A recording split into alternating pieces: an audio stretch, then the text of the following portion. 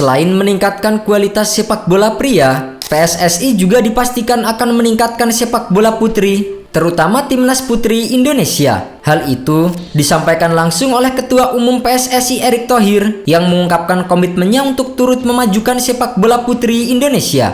Erick menyatakan tidak pernah membeda-bedakan komitmen dalam membangun sepak bola nasional, termasuk dalam menangani sepak bola putra dan putri. Terbaru, sepak bola putri mendapatkan dana pembinaan sebesar 36 miliar rupiah untuk membangun tahap awal kekuatan. Kini, Timnas Putri Indonesia sedang menjalani pemusatan latihan di Jepang dan Belanda jelang terjun di Piala AFF.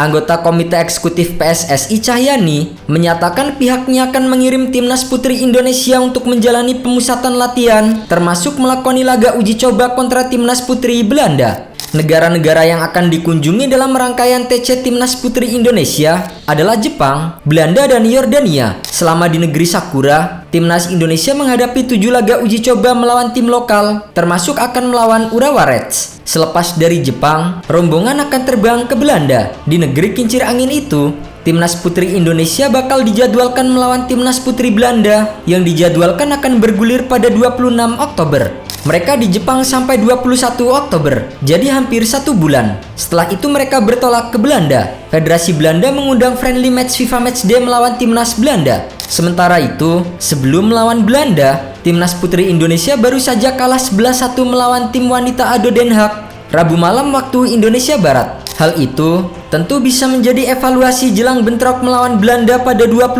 Oktober mendatang. Pelatih Satoru Mochizuki juga sudah siap menyusun tim terkuat menghadapi tim sebesar Belanda. Timnas Putri Indonesia berkekuatan 34 nama saat pemusatan latihan. Deretan nama langganan Timnas Putri Indonesia termasuk Fanny Supriyanto, Safira Ika, Claudia Suaneman hingga Zahra Musdalifah masuk dalam skuad utama. Selain itu, beberapa pemain naturalisasi seperti Sydney Hooper, Katarina Stelin hingga Kayla Ristanto juga disiapkan untuk menghadapi Belanda. Yang menarik, Timnas Putri Indonesia tengah mendapatkan suntikan kekuatan baru dengan bergabungnya 2 pemain keturunan, yaitu Estela Laupati dan Noah Leatomu. Kedua pemain muda ini diprediksi akan semakin memperkuat skuad asuhan Satoru Mochizuki. Estela Laupati dan Noah Leatomu baru-baru ini bertemu dengan Ketua Umum PSSI Erick Thohir. Dalam pertemuan tersebut, Erick Thohir menyampaikan optimismenya terhadap potensi yang dimiliki kedua pemain ini, serta potensi tim putri yang masih sangat muda.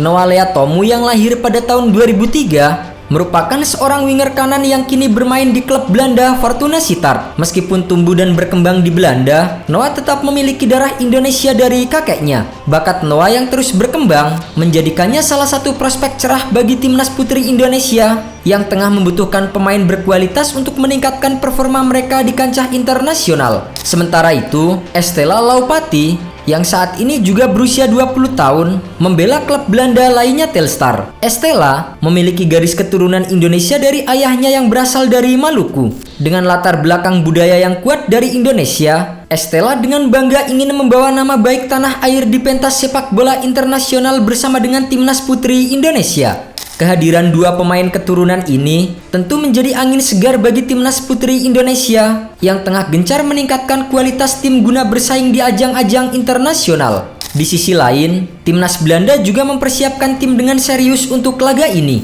Saat ini, mereka menempati peringkat 11 Women FIFA Ranking, sementara Timnas Putri Indonesia berada di peringkat ke-104 alias berjarak 93 peringkat. Belanda jelas mengincar kemenangan dengan skor besar di laga kali ini.